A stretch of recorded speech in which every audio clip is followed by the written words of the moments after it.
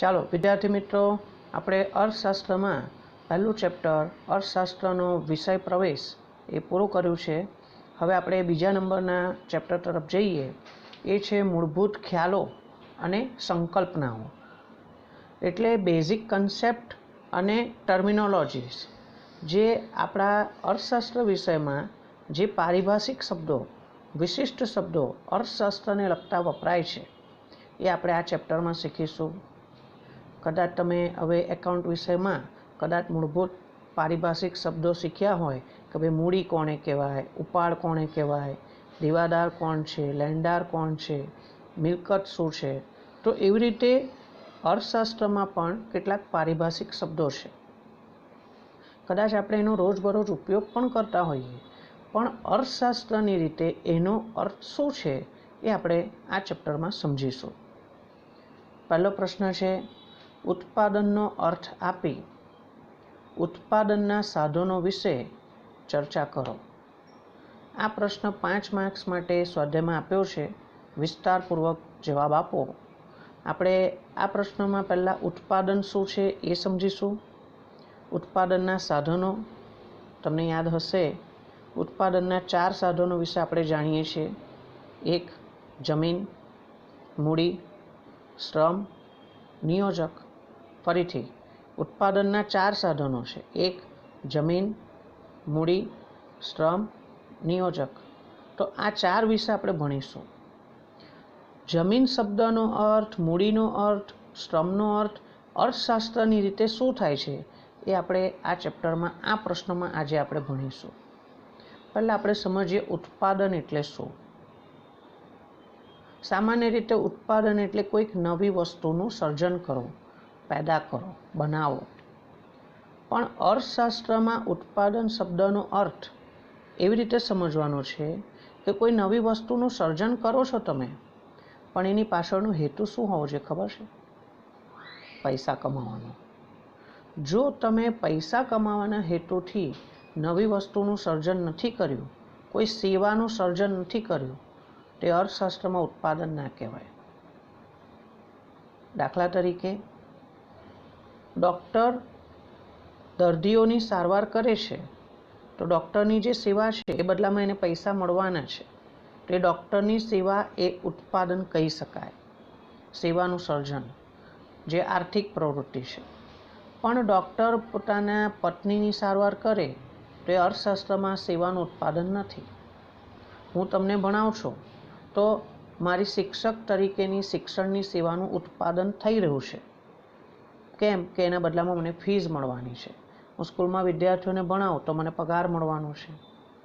પણ હું ઘરે મારા દીકરાને ભણાવું તો આ શિક્ષણની સેવાના પૈસા નથી મળવાના. એટલે અર્થશાસ્ત્રમાં એને ઉત્પાદન ના કહેવાય. પડી સમજણ? આવી રીતે ઉત્પાદન શબ્દનો અર્થ એવો સમજવાનો અહીં આપ્યું છે કે માનવીની જરૂરિયાત સંતોષી શકે, માનવીની જરૂરિયાત સંતોષી શકે તે રીતે વસ્તુ કે સેવાને ઉપયોગી સ્વરૂપ આપો. વસ્તુ કે સેવાને ઉપયોગી સ્વરૂપ આપો તો આને ઉત્પાદન ગણવાનું છે. દાખલા તરીકે જંગલમાં કુદરતી રીતે ઝાડ પર લાકડું હોય છે. એ લાકડાનો આપણે શું ઉપયોગ કરી શકતા હોઈએ છીએ કે ભાઈ ધારો કે આપણે એને બળતણ તરીકે ઉપયોગમાં લઈ શકીએ છીએ. પણ એ લાકડા પર પ્રક્રિયા કરીને માનવ શ્રમ અને યાંત્રિક શ્રમની મદદથી જો એ લાકડાનું ફર્નિચર બનાવવામાં આવે, ટેબલ, ખુરશી, કબાટ વગેરે, તો એ આપણી જરૂરત વધારે સારી રીતે સંતોષી શકે છે લાકડું. તો આ લાકડાનું, એટલે ઝાડ પરના લાકડાનું રૂપાંતર, સ્વરૂપ બદલીને ફર્નિચર બનાવ્યું, એ પ્રક્રિયાને ઉત્પાદન કહે છે. ટેબલ, ખુરશી, કબાટ બનાવ્યા, શેના માટે બનાવ્યા? વેચવા માટે, પૈસા કમાવા માટે, એટલે ઉત્પાદન છે. બીજો પોઈન્ટ, ઉપયોગિતા ગુણનું સર્જન, એટલે કે તુષ્ટિગુણનું સર્જન કરવાની પ્રક્રિયાને ઉત્પાદન કહે છે. આ તુષ્ટિગુણ શું છે? તુષ્ટિગુણ 2 શબ્દનો બનેલો છે, તુષ્ટિ અને ગુણ. તુષ્ટિ એટલે સંતોષ, સેટિસ્ફેક્શન, અને ગુણ એટલે શક્તિ. એટલે જે વસ્તુ કે સેવા આપણી જરૂરિયાત સંતોષવાનો ગુણ, જરૂરિયાત સંતોષવાની શક્તિ ધરાવે છે તેની અંદર તુષ્ટિગુણ રહેલો છે. આપણે તરસ્યા છીએ, પાણીની જરૂર છે, પાણી પીએ છે અને આપણી તરસ છિપાઈ જાય છે. ભૂખ્યા છે, ભૂખ લાગી છે, ખોરાક લીધો, રોટલી દાળ ભાત શાક ખાઈ લીધા તો આપણી ભૂખ મટી ગઈ. તો આ ખોરાકમાં, આ પાણીમાં આપણી જરૂરિયાત સંતોષવાનો ગુણ છે, એટલે કે તુષ્ટિગુણ રહેલો છે. હવે આવો તુષ્ટિગુણ સર્જન કરો એવી પ્રક્રિયાને ઉત્પાદન કહેવાય. પણ અર્થશાસ્ત્રમાં ઉત્પાદન પૈસા કમાવા માટે હોવું જોઈએ. આપણા ઘરે આપણી મમ્મી, મોટી બેન, કાં તો તમે વિદ્યાર્થીનીઓ કદાચ ઘરે રસોઈ બનાવો તો એને આપણે ફેમિલી મેમ્બર્સ પાસે પૈસા નથી લેતા, એટલે અર્થશાસ્ત્રમાં એને ઉત્પાદન ના ગણાય.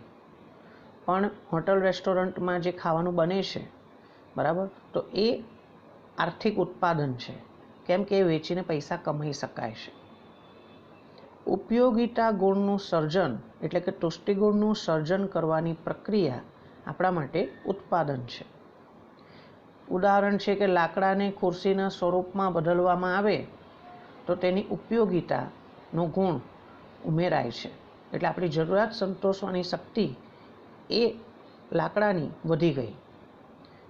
તો આ લાકડાને ખુરશીમાં ફેરવવાની જે પ્રક્રિયા છે એને અર્થશાસ્ત્રમાં ઉત્પાદન કહે છે. ઉત્પાદનના સાધનો સ્થળ બદલવાથી, સ્વરૂપ બદલવાથી, સમય બદલવાથી. સ્થળ, સ્વરૂપ અને સમય બદલવાથી વસ્તુના તુષ્ટિગુણમાં, વસ્તુનો તુષ્ટિગુણ એટલે વસ્તુની, આપણા માનવીની જરૂરિયાત સંતોષવાની જે શક્તિ છે, ગુણ છે, તેમાં ઉપયોગિતા ગુણમાં વધારો થાય છે. તુષ્ટિગુણ અથવા તો ઉપયોગિતા ગુણ આપણને વધી જાય છે. તો આ પ્રક્રિયાને પણ ઉત્પાદન કહેવામાં આવે છે. હવે આ ત્રણેયના હું તમને ઉદાહરણ આપીને સમજાવું કે સ્થળ બદલવાથી તુષ્ટિગુણ કેવી રીતે વધે.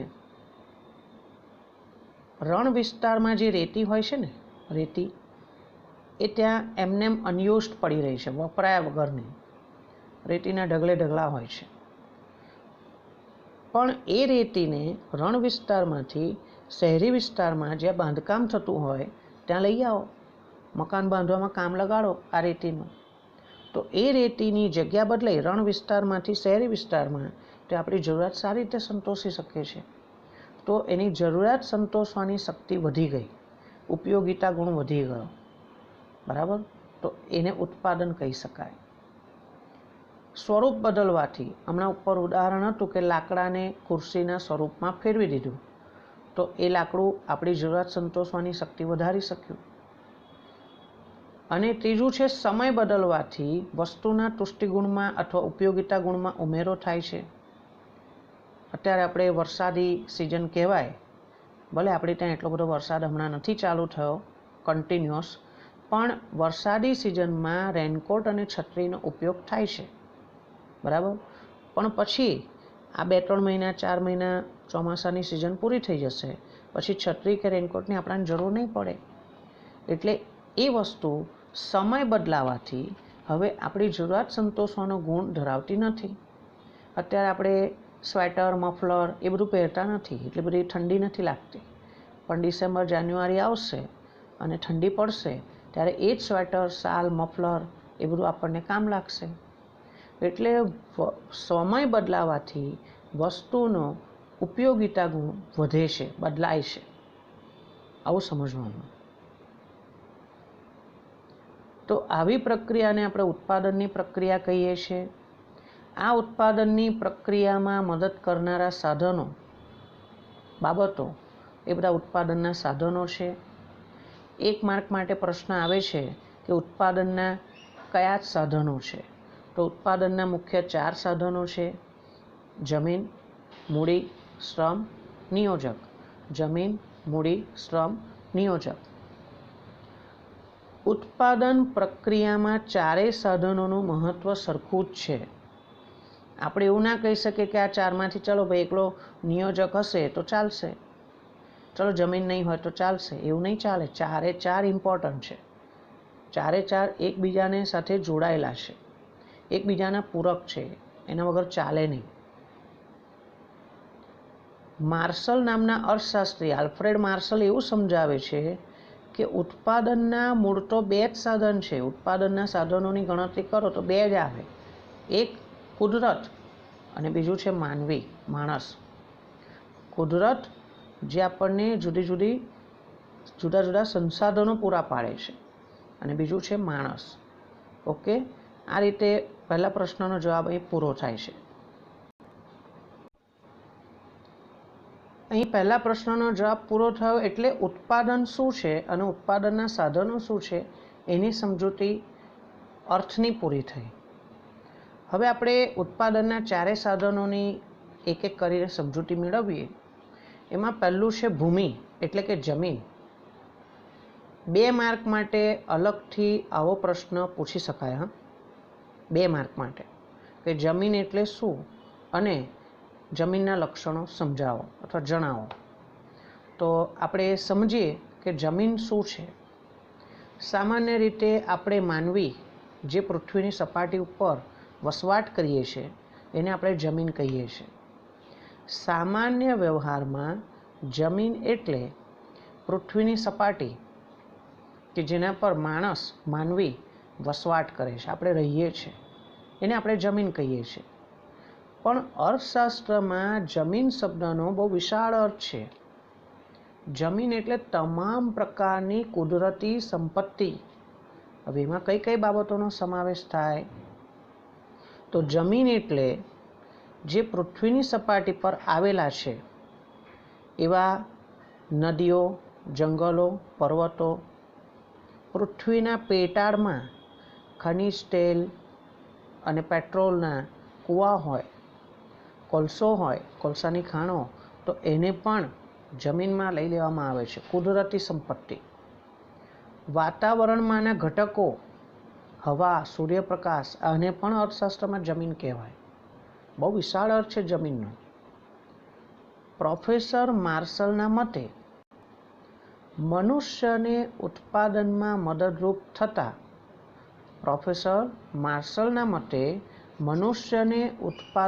મદદરૂપ થતા કુદરતી પરિબળો એ જમીન છે. જેવા કે હવા હોય, પાણી હોય, સૂર્યપ્રકાશ હોય, આબોહવા હોય, બરાબર, આ બધાનો સમૂહ એ જમીન છે. કુદરતી આબોહવા, ઠંડુ વાતાવરણ જમ્મુ કાશ્મીરમાં સફરજનના ઉત્પાદન માટે માફક આવે તેવું છે, તો એ પણ જમીન કહેવાય, કુદરત છે.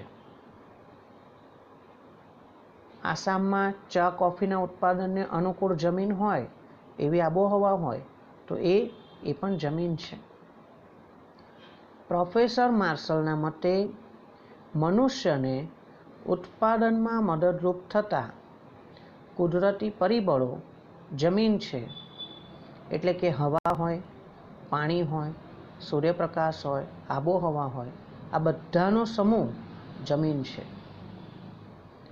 ઉત્પાદનમાં મદદરૂપ થતા ખનિજ હોય, ખાણ, કોલસાની ખાણ હોય એવી ખાણ, માઇન્સ, પર્વત હોય, નદી હોય, ગરમી એટલે કે તાપમાન જે કહીએ આપણે, ટેમ્પરેચર, આબોહવા, આ બધું જ જમીન કહી શકાય.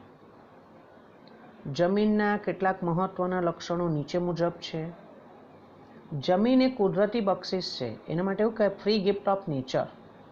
માનવીએ પ્રયત્ન કરીને જમીન ઉત્પાદન નહીં કરી. હા, આપણે જમીન ખરીદી શકીએ છીએ પણ જમીન ઉત્પાદન નથી કરી. તે માનવ સર્જિત નથી. જમીન એ કુદરતી બક્ષિસ છે, ફ્રી ગિફ્ટ ઓફ નેચર, એ માનવ સર્જિત નથી, માનવીએ ઉત્પાદન નથી કર્યું. નંબર 2, જમીનનો કુલ પુરવઠો સ્થિર છે. જમીનનો કુલ પુરવઠો સ્થિર છે એટલે જમીનનું પ્રમાણ સ્થિર છે, ફિક્સ છે, એમાં વધારો ના કરી શકાય. હા, માનવી પ્રયત્ન કરીને, વપરાશ કરીને જમીનને ઘટાડી શકે છે.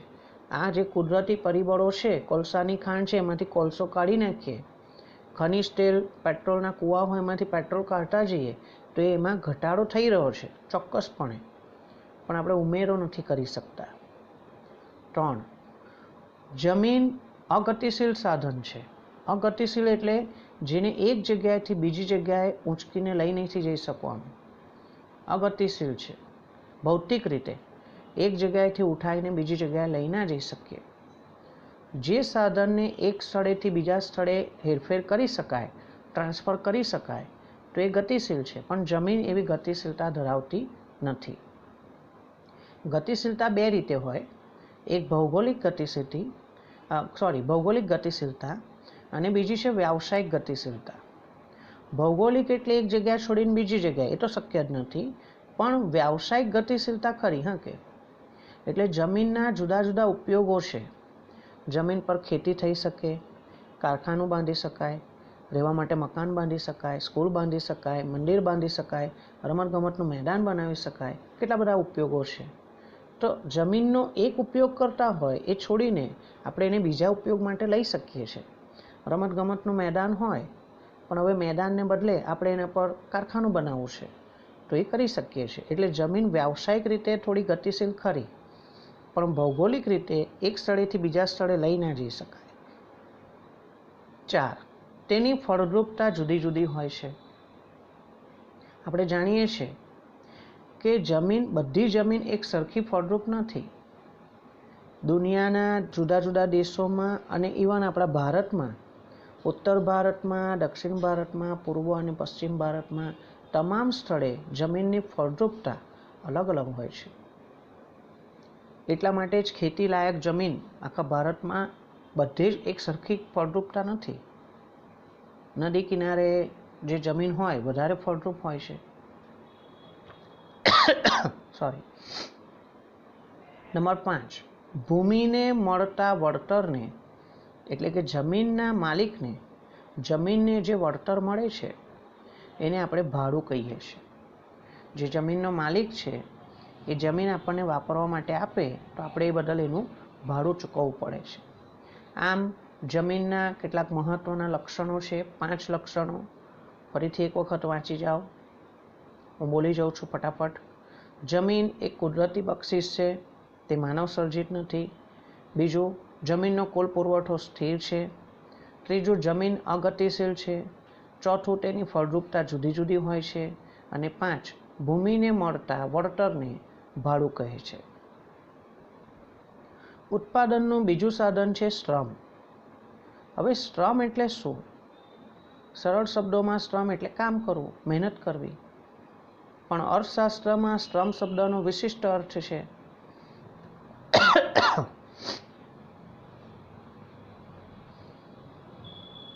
અન્ય વ્યક્તિની દેખરેખ હેઠળ કે સૂચના મુજબ, એમના કહ્યા પ્રમાણે જ્યારે વળતરની અપેક્ષા સાથે જો આપણે કોઈ માનસિક કે શારીરિક કાર્ય કરીએ તો તે શ્રમ છે.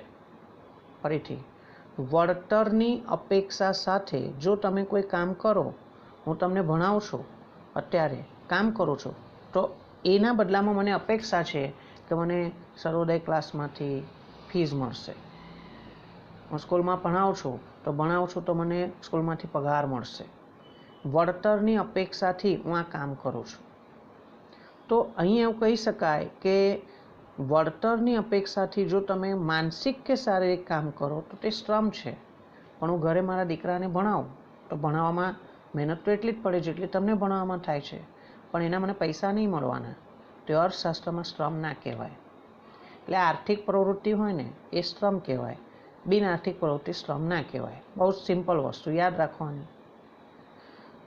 અન્ય વ્યક્તિની દેખરેખ એટલે આપણે જે જગ્યાએ કામ કરીએ છીએ, નોકરી કરીએ છીએ, બરાબર, તો એ સંચાલક, એ માલિકના આદેશ અનુસાર, એની સૂચના અનુસાર આપણે કામ કરવું પડે.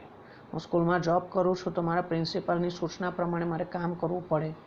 એટલે હું કોઈકની સૂચના પ્રમાણે, આદેશ પ્રમાણે હું કામ કરું છું, બરાબર. પણ વળતરની અપેક્ષા સાથે જો તમે માનસિક કે શારીરિક કાર્ય કરો તો તે શ્રમ છે. શ્રમના લક્ષણો જોઈ લઈએ આપણે. શ્રમના લક્ષણોમાં એવું કે છે શ્રમ અને શ્રમિક અવિભાજ્ય છે, અભિન્ન છે. શ્રમ અને શ્રમિકને એકબીજાથી જુદા ના કરી શકાય. હું તમને ભણાવું અત્યારે અને હું બીજી જગ્યાએ પણ હાજર રહું, બે જગ્યાએ, બરાબર, તો એવું તો કેવી રીતના શક્ય છે? કોઈ ખેતરમાં મજૂર કામ કરતો હોય અને ઘરે આરામ કરતો હોય, બે વસ્તુ કેવી રીતના શક્ય બને? જો મારે કામ કરવું હોય, તમને ભણાવવું હોય, તો મારે સાક્ષાત કામ તમારી સામે હાજર રહેવું પડે. ખેડૂતે ખેતરમાં કામ કરવું હોય તો એને શ્રમ આપવો હોય તો ત્યાં ખેતરમાં હાજર રહેવું પડે ફિઝિકલી, એના વગર કામ ના થાય. શ્રમ નાશવંત છે એટલે શું? જો આપણે કામ ના કરીએ, એટલો સમય આપણો જતો રહ્યો, એને ભેગો ના કરી શકાય. શ્રમનો સંગ્રહ થઈ શકતો નથી. શ્રમ કેવું છે? નાશવંત, જેનો નાશ પામે છે તેવું, જલ્દીથી નાશ પામે છે, નાશવંત છે. જો આપણે આ સમય વિતાવી દઈએ, ભણીએ નહીં, તો આ સમય વીતેલો સમય પાછો ના આવે, એનો સ્ટોર ના કરી શકાય. 3.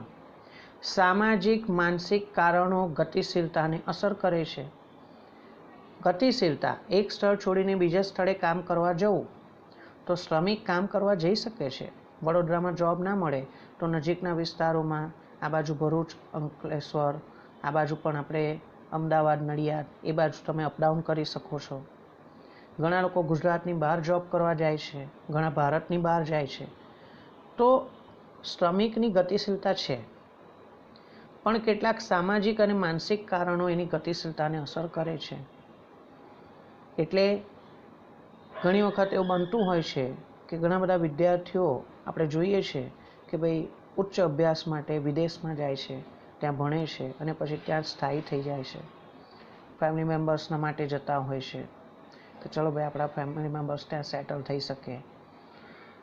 નંબર 4, દરેક શ્રમિકની કાર્યક્ષમતા જુદી જુદી હોઈ શકે છે. બધા શ્રમિકોની કાર્યક્ષમતા શારીરિક અને માનસિક રીતે સરખી નહીં હોતી. તમારામાંથી જ કેટલાક વિદ્યાર્થીઓ ભણવા બેસે, વાંચવા બેસે, અમુક વિદ્યાર્થી એવા હોય એક જ સાથે એક જ બેઠકમાં 1.5-2 કલાકનું કન્ટિન્યુઅસ રીડિંગ કરી નાખે, પછી જે બ્રેક લે. જ્યારે બીજા કેટલાક વિદ્યાર્થી એવા પણ હોય 15 મિનિટ વાંચ્યું, યાર બહુ વાંચ્યું, થાકી ગયો, ચલો પાણી પીએ, ફ્રેશ થઈએ. કેમ? બધાની કાર્યક્ષમતા અલગ અલગ હોય. કોઈ જલ્દી થાકી જાય, કોઈ વધારે સમય કામ કરી શકે છે. દરેક શ્રમિકની કાર્યક્ષમતા માનસિક અને શારીરિક રીતે જુદી જુદી હોય છે. શ્રમના પુરવઠાનો આધાર વસ્તી પર છે, એટલે દેશમાં જેમ વસ્તી વધારે એમ કામ કરવા માટે શ્રમિકો વધારે મળશે. આપણા દેશમાં વસ્તી વધારે છે તો કામ કરવા માટે માણસો વધારે મળી રહે, શ્રમનો પુરવઠો મોટો છે. અને છેલ્લું છે, શ્રમને ચૂકવાતા વળતરને વેતન કહે છે. એટલે શ્રમિકને જે કામના બદલામાં વળતર મળે છે એને વેતન કહે છે. સામાન્ય રીતે આપણે પગાર કે મજૂરી એવો શબ્દ વાપરીએ છીએ.